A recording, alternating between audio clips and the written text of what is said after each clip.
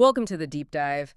Today we are pulling from a massive stack of neuroscience journals, behavioral psychology articles, and, well, habit building research. Yeah, we're really trying to figure out why most of us completely fail at learning new skills. Right. And more importantly, we are going to uncover how a 5-minute habit in the shower could actually be the biological hack you need to finally become fluent in English. Which sounds a little crazy, I know, but the science is rock solid. It really is. But before we get into the science of it all, I have to share something a little embarrassing with you. Oh, I'm ready. So, a few years ago, I had this sudden, overwhelming moment where I looked at my life and decided, that's it. I'm changing everything. Have you ever felt that way? Oh, absolutely. I mean, it's that sudden, intense burst of motivation where you just decide you're going to completely reinvent yourself overnight. Yes, exactly. I made this grand plan to change my entire life in a single day. Let me guess. A very aggressive to-do list. Oh, you have no idea. I told myself that the very next morning I was going to wake up at 5 a.m.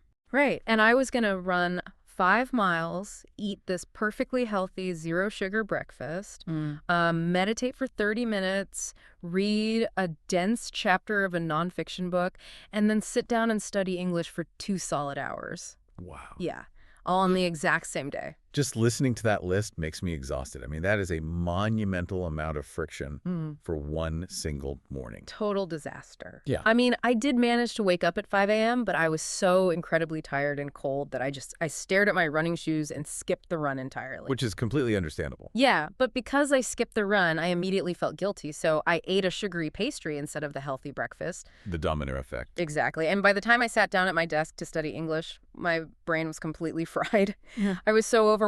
I think I completely failed and gave up on the entire life plan by like 10 a.m. Yeah. I honestly felt like I was broken, like I just didn't have the willpower everyone else seemed to have. Well, I think it's crucial to reassure you, and really everyone listening right now who has experienced that exact same spiral. You aren't broken. I'm not. Not at all. What you experienced is completely normal. In fact, it's exactly how the human brain is biologically designed to work. Wait, really? Designed to fail like Well, that? designed to protect itself. The brain naturally resists sudden massive changes because, well, they require a staggering amount of energy, Oh, I see. right? Your brain's primary job is to keep you alive by conserving energy. It's maintaining what we call homeostasis. So when you try to change everything all at once, Like my crazy morning routine. exactly. When you do that, your amygdala, which is the part of the brain that processes fear and threats, it basically goes into a kind of panic mode. Wow. So it literally sees the self-improvement as a threat. Yes, it registers all that new, difficult activity as a threat to your energy reserves. It essentially says, this is way too much, this isn't safe, we need to retreat to what is comfortable and familiar. So trying to have this dramatic, cinematic movie moment where my whole life transforms overnight, I was actually fighting against my own biology. You were. You were setting yourself up to fail from the start. That makes so much sense now. Yeah, in the movies, personal change looks like a 5-minute montage with this inspiring soundtrack. Yeah, But real life just doesn't work like a movie. right. Definitely no soundtrack in my bedroom at 5 a.m. No, definitely not. Real life and real neurological change is achieved through tiny, repeated actions. You just don't need a massive, dramatic moment to change your life. You just need to work with your brain instead of against it. And that is exactly what our mission is for you today. We want to help you learn how to change your life, reach your goals, and dramatically improve your English without ever triggering that overwhelmed panic mode in your brain. Exactly. Slow and steady. Right. And we're going to do this while unpacking 3 essential English vocabulary concepts along the way, which brings us to our first word today. Moving away from the failure of massive changes brings us to what the research suggests instead, a concept known as a micro-habit. Right. A micro habit. If we break that down simply for you, micro means very, very small. Think of like a microscope examining tiny cells. Okay, very small. And a habit is an action you do regularly. So a micro habit is a tiny action done consistently.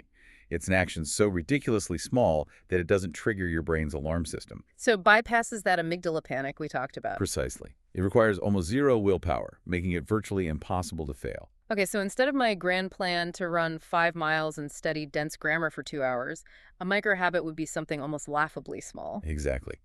And the reason researchers are so obsessed with micro habits all comes down to the math of the 1% rule. Oh, I love this concept. It's powerful. If you try to get 50% better in one day, as you tried to do, your brain rebels. But if you aim to get just 1% better every day, it feels effortless. I mean, it's highly manageable. Just 1%. Right. And mathematically, because of compound interest, if you get just 1% better every day for one single year, by the end of that year, you aren't just a little bit better. You're a lot better. You are roughly 37 times better than when you started. 37 times better. That is just staggering when you actually visualize it. It compounds, just like interest in a bank account. Exactly like that. The small actions don't just add up, they multiply on top of each other. They absolutely multiply. Okay, let's give you an actionable step right now based on this research. Let's start with a tiny 1% change that you can execute tomorrow morning. It's good. The step is this. Drink a large glass of water immediately upon waking up. Before you look at your phone, before you make coffee, before you do anything else, just drink a glass of water. It's really the perfect microhabit. And there's fascinating biology behind why this specific action is so foundational for learning. Tell us about that, because it seems too simple. Well, think about what happens when you sleep. For 7 or 8 hours, your body hasn't had any liquids. Yeah. You wake up in a state of mild dehydration. Right, completely dry. Now, your brain is made up of about 73% water, so even a tiny 2% drop in hydration causes noticeable cognitive impairment. Wow, just 2%. Yeah. When your brain is dehydrated, it literally cannot function at full capacity. It struggles with working memory and focus. Your brain desperately needs that water to think clearly, to process new information, and, well, to learn English effectively. Wait, hold on. I'm going to push back a little bit here. Okay, go ahead. I understand the 1% rule, and I understand the biology of hydration, but, it's just a glass of water. Drinking water isn't going to suddenly make me understand English phrasal verbs, right? Oh. Isn't saying this will change your life a bit of a stretch. It's a completely fair question. But the true power of this microhabit isn't just in the water itself. Although, like we said, fixing your baseline hydration is a massive cognitive boost. Right. The real psychological power lies in a concept from the sources called an identity shift. Identity shift. How does drinking water shift my identity? Well, your identity isn't fixed. Yeah. Right? It's heavily influenced by the evidence you give yourself every day. The evidence. Yes. When you wake up and make the conscious choice to drink water instead of, say, instantly doom scrolling on social media, Right. you're providing hard evidence to your brain. Oh, I see where you're going with this. You're proving that you are the type of person who prioritizes health and makes intentional choices. Every time you perform a small positive action, you are effectively casting a vote for the new version of yourself. I love that. Casting a vote. So it's about self-perception. The glass of water is a vote that tells my brain I am a disciplined person. Exactly. And similarly, reading just one single paragraph of an English article is a vote that says I am a dedicated learner. Precisely. You don't need to win a landslide election on the first day. You just need to cast one small, undeniable vote. The brain sees that vote, registers the tiny win, and actually begins to adjust how it views your capabilities. But here's the catch. Placing one single vote is easy. Like, I can drink a glass of water tomorrow morning. But winning that election, actually creating a permanent identity shift, requires doing it over and over again. Right, doing it once isn't enough. Because if you only do it once, it's just a fluke. The brain won't wire those new pathways unless it sees a reliable pattern. So how do we maintain these small votes? And that brings us perfectly to our second key vocabulary word for today: consistency. Consistency. So doing something regularly, day after day, over a sustained period of time without stopping. Exactly. And notice what isn't in that definition. Consistency doesn't mean doing something perfectly. It simply means doing it regularly. Right. And there's a specific neuroscience mechanism outlined in our sources that explains why consistency is the secret engine of learning, isn't there? Yes, there is.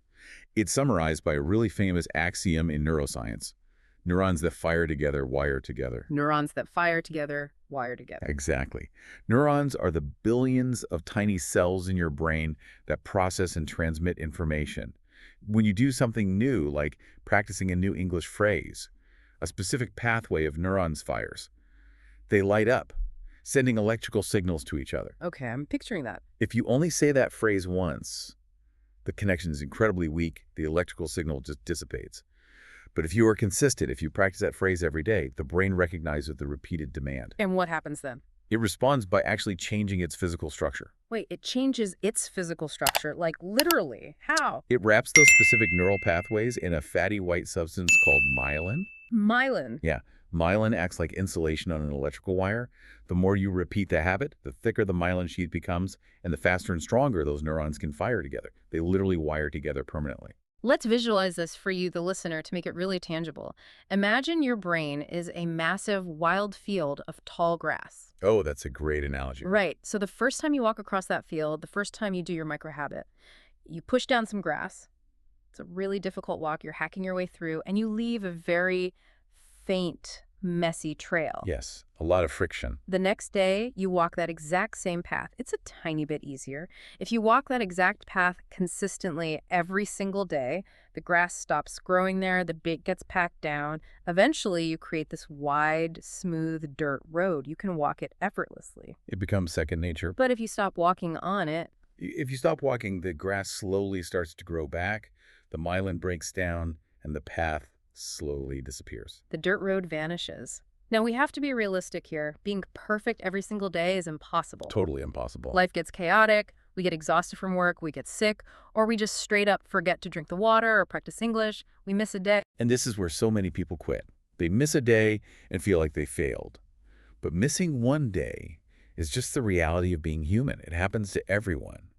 Do not let the guilt of missing one day derail you. So what should we do instead? Well, to protect that road in your brain, the habit-building research gives us an ultimate, non-negotiable rule for consistency. We call it the golden rule. Oh, I like the sound of that. And what is that rule? Never miss 2 days in a row. Never miss 2 days in a row. Why is the second day so critical? Like, why not 3 days or 4? Because missing one day is an anomaly. It's a simple mistake.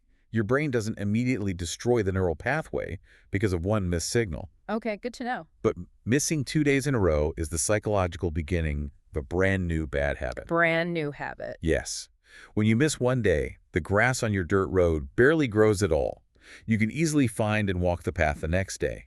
But when you miss 2 days, you start a new pattern of avoidance. The connection weakens, the myelin starts to degrade, and the road in your brain begins to shrink. That makes perfect logical sense. It prevents the spiral. So if I get super busy and forget to study English on Tuesday, I just tell myself, okay, that was life. No big deal. Exactly. Give yourself grace. But Wednesday is absolute non-negotiable. I must cast my vote on Wednesday to protect the road I've built. Exactly. You are acting as the guardian of that neural pathway. You are protecting the road. So let's look at the long-term payoff. If we maintain our consistency and we strictly follow the golden rule to never miss 2 days in a row, what eventually happens to that wide, smooth road in the brain? Well, when that road is walked enough times, when the myelin sheath is incredibly thick, the action transitions into our final key vocabulary word for this deep dive. The behavior becomes automatic. Automatic, meaning it happens without conscious thought. Yes. When a habit becomes automatic, it means your brain no longer requires conscious willpower or significant energy to execute it. It's just easy. Exactly. It bypasses the decision-making prefrontal cortex entirely and moves into the basal ganglia, the brain's habit center. It becomes exactly like breathing or tying your shoes or brushing your teeth. Right, you don't wake up and have a stressful 10-minute internal debate about whether you have the motivation to brush your teeth today. No, you just do it. It's automatic. And let's be honest, that is the ultimate dream for language learning, isn't it? To make speaking English automatic, to open your mouth and have the words just flow without that exhausting internal struggle. That's fluency right there. So we want to give you an actionable super habit right now, based on everything we've covered today. This is the ultimate micro habit for your English fluency journey. It's brilliantly simple, yet incredibly effective. It takes exactly 5 minutes a day. The habit is this. Take 5 minutes every single morning to narrate your daily life out loud in English. The research calls this a running commentary. Yes, a running commentary. And we have a highly specific, practical environment where you can execute this habit to ensure consistency. Tell them where. You do this in the shower. Every morning, you stand in the warm shower and you simply say out loud what you are currently doing and what you are planning to do that day. Like, I am washing my hair, the water is warm. Exactly. I am getting dressed soon. Today I have a big meeting at work, and I think I'll get sushi for lunch. Okay, let's dig into the why. Why is this highly specific shower habit so incredibly effective for building real fluency? I mean, Why not just read a book? It all comes down to cognitive load and how it forces your brain to operate. Most English learners severely limit their speaking speed because of a habit they formed in traditional classrooms. Oh, translating in their head. Yes, Mm-hmm. they think of a concept in their native language first, Okay. and then they try to actively translate it into English in their head before speaking. Which takes forever. And it requires immense working memory. It's a massive cognitive load, which is why speaking English often feels so exhausting. But narrating your immediate environment out loud forces you to think directly in English. Directly in English. Yes. You look at the soap, and you retrieve the English word soap immediately. You are entirely skipping the translation step. Okay, I have a genuine pushback here. All right, let's hear it. I'm imagining myself actually doing this tomorrow morning.